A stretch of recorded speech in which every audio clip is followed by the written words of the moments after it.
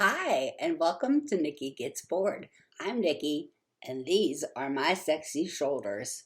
Ooh, try to contain yourselves. That was a reference to last episode. This episode is the second half of that video, so if you haven't seen my first Bubonic Plague show, be sure to go watch it first. During the first half of the Bubonic Plague show, we learned the bubonic plague is caused by the virus Yersinia pestis. We learned about its symptoms and potential cures, including poop and pee and frogs. We learned how unsanitary and nasty all of England was. Ew. We were discussing the theories people had during the bubonic plague as to why this great pestilence happened. And if you remember from the last episode, one theory was blaming it on the fact that Saturn, Jupiter, and Mars aligned. So the fact that all three planets aligned caused the sickness. I automatically think, well, that's a silly theory. However, astrology is still around today. Some people believe it, so it makes sense that people from 900-ish years ago would believe it too. There were two other theories. A second theory was God is mad at sinners. This theory really took off. Christianity was the main religion of England. Our ancestors would have known about the Great Flood and the burning of Sodom and Gomorrah. Thinking God was punishing them would have been perfectly reasonable for the time. They felt they needed God's forgiveness for all the people who'd sinned, and it caused some disastrous results. People would turn in each other in order to be purged. We wanted to purge the world of sinners, and this led to a lot of people just being killed. No one was safe. Neighbors and friends would turn each other in. So some high-class men decided they needed to punish themselves and to teach others how to punish themselves for God's forgiveness. The flagellants were born. The flagellants were this group of high-class men that traveled from city to city. They went 3 times a day out into the center, and they would strike themselves with whips. They had glass and sticks. Anything sharp really got put into the whips, and they would whip themselves. They would teach others how to flagellate, and after about a month, they would move on to the next town. Have you seen the movie Monty Python and the Holy Grail? You should. It's hilarious and very quotable. The monks that smack themselves in the head with boards, that is a joke about the flagellants punishing themselves for God. Theory 3, the Jews did it. The Jewish people were a great scapegoat. Just ask Hitler. That was sarcasm. Humans need to stop blaming groups of people for things. Period. The Jews were not the cause of Germany's problems in the 1940s, just like Latinos and Asians aren't the problem with America today. Blaming one group of people is stupid and leads to terrible things. Okay, back on track. That was a sidebar, sorry. Jews were heretics for not believing in Jesus, so clearly God was mad at them.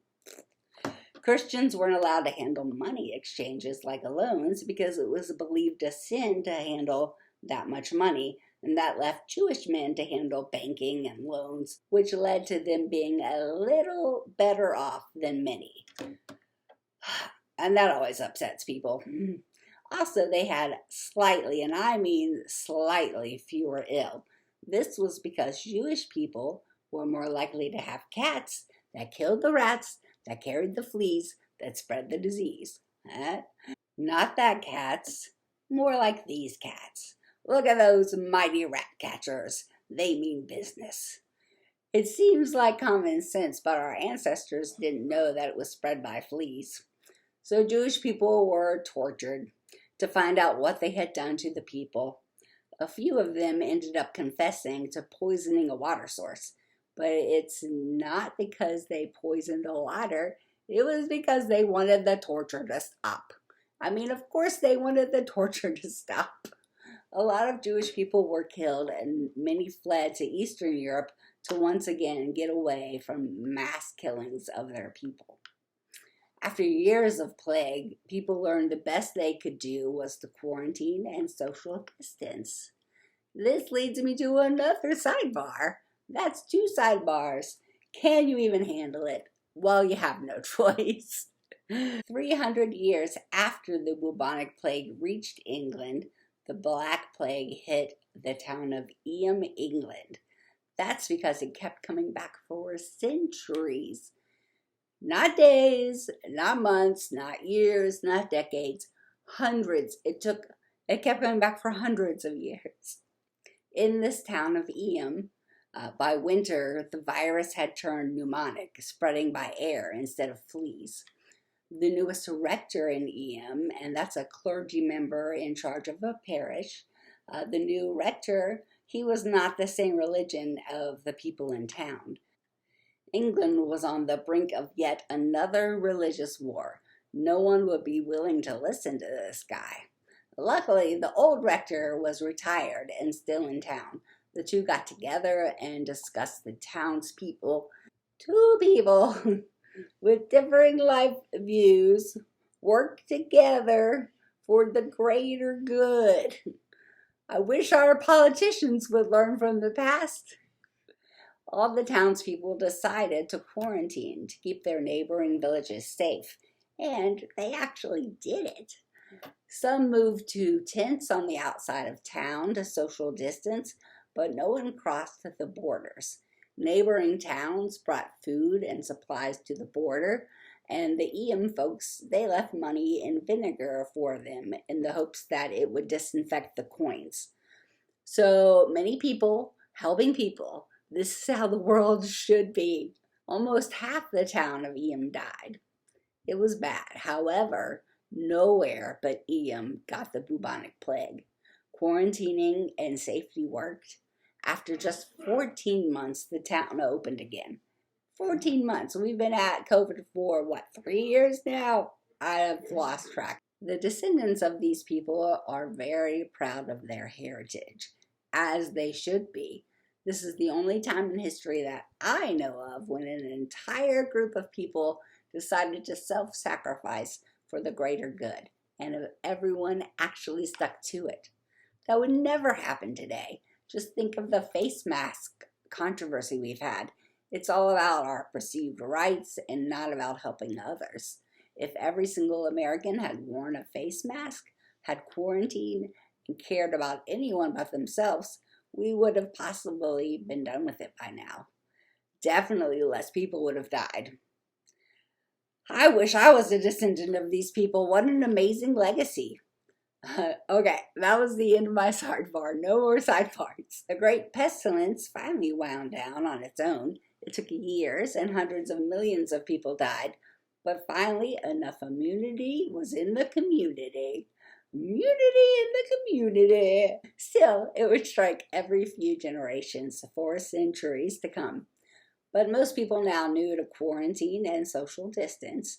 And that meant shutting down ports, making boats wait 4 weeks before coming into port, which is where we get the word quarantine from, for the 4-week wait.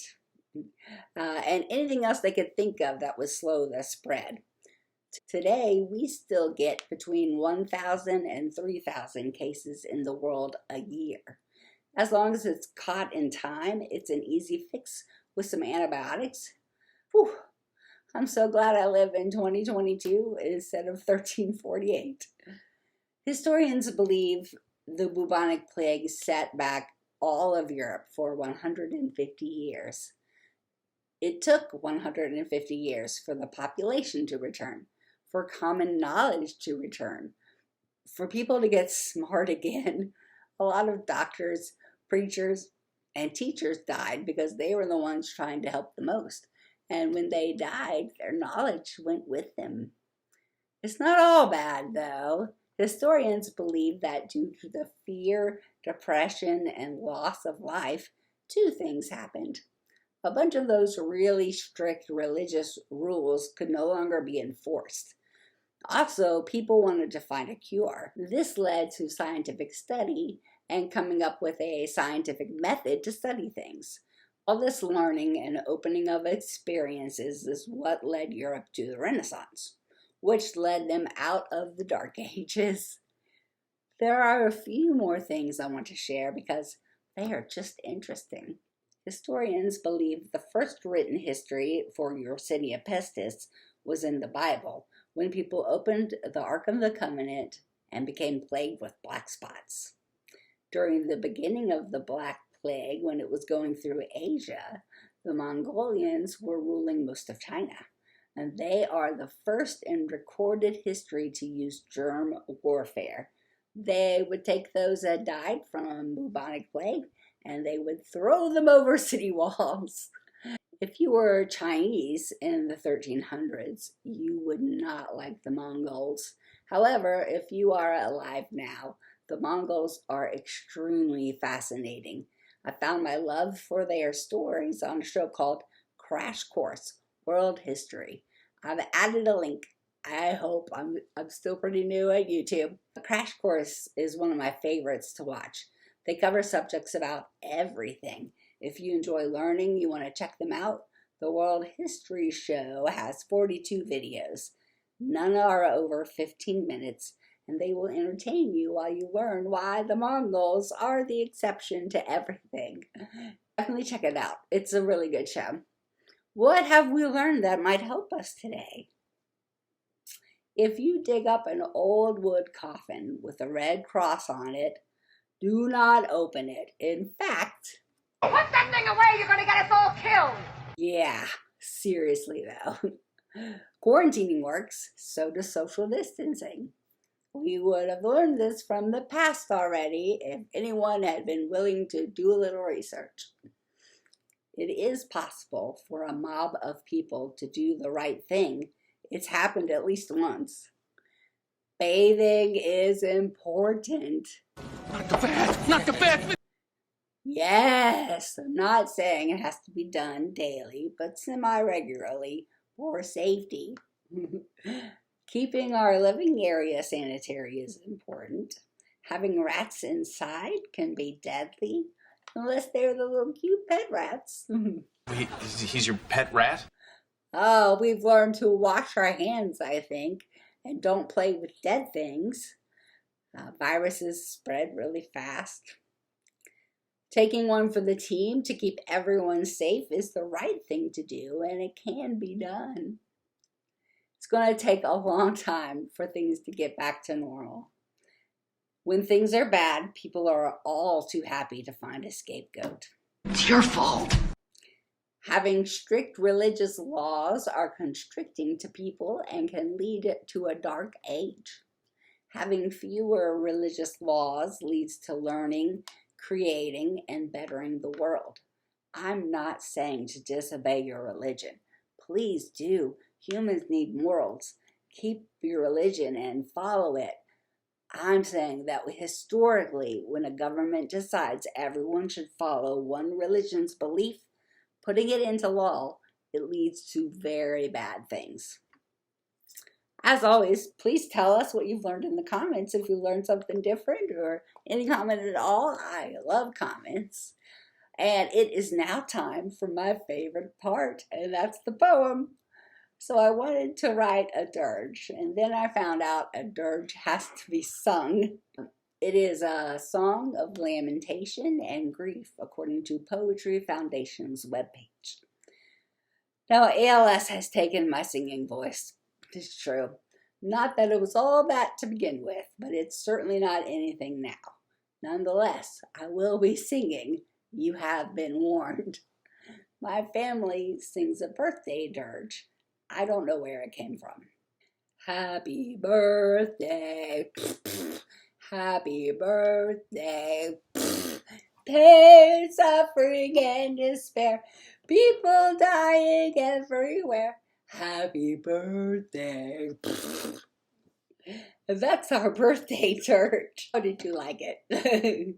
So instead of singing again, I wrote an elegy, which is basically a dirge without the music. A bubonic elegy. Black death everywhere, spreading east to west, dying people all around. I swear I do not jest. It spreads through the land, the dark pestilence of death, killing families, entire cities, even loved pets. As you get ill, you fear the black sores that ooze and pus and fill with gore. Nightmares start, but never kept at bay, as delusions take over from night into day. Black death everywhere, spreading east to west, dying people all around. I swear I do not jest. Leaving bed is impossible. Buboes hold you in your place as pus and blood leak from your body and tears from your face. Feces and urine are now your only friends as loved ones shut the house, leaving you within. The smell is horrendous, but it's not the poo pots, because now you're septicemic and your skin starts to rot. Black death everywhere, spreading east to west, dying people all around. I swear I do not jest. Hope arrives as a black mask in a bag and coat. Hope falls away when you hear from the bag a single croak. Frogs, ointments, butter, and baths are hopeless lies. You fall into a coma and then you die. Your home is now a mass grave where you will stay for all of days. Black death everywhere, spreading east to west, dying people all around. I swear I do not jest. Very cheerful. I hope you've enjoyed the show. And I hope you enjoyed that bubonic elegy. If you are someone who likes to turn things into music and you want to turn that elegy into a dirge, I'm all for it. Let's add some music. Send it to me and I'll play it on a future episode. I like to end all my shows by suggesting to be kind to one another. Please do be kind to one another. I'm going to go a little off book today and suggest that you go sanitize something. Wipe the counter down or clean the fridge, whatever. But let's make the world a little cleaner. And I will be heading to the shower myself. And once I feel clean again, it'll be time to cure some boredom so you can see me again when Niki gets bored. Bye, everyone. Have a wonderful couple of weeks until I see you again. Hi, everyone. Today, I'm going to brag about my bed. With ALS, I cannot get in and out of bed. I have a machine that will lift me up, and you'll get to see that eventually. But this bed, now, let me tell you, all medical beds are not made the same. But we needed a medical bed because I can't sit up by myself, so it sits up for me. And the difference between this medical bed and the first medical bed I had is that this one is a mattress of air. So if I push on it, squishy, squishy, it's air in here. And then there's a machine that's on the end of the bed. Look, we got a little glance at Bubo's Pugsley there. He's so cute. All right. This machine and this hose keeps air in it. So as I move around and stuff, air mattresses lose air. This one has the system and it blows it back full of air. So I always have air.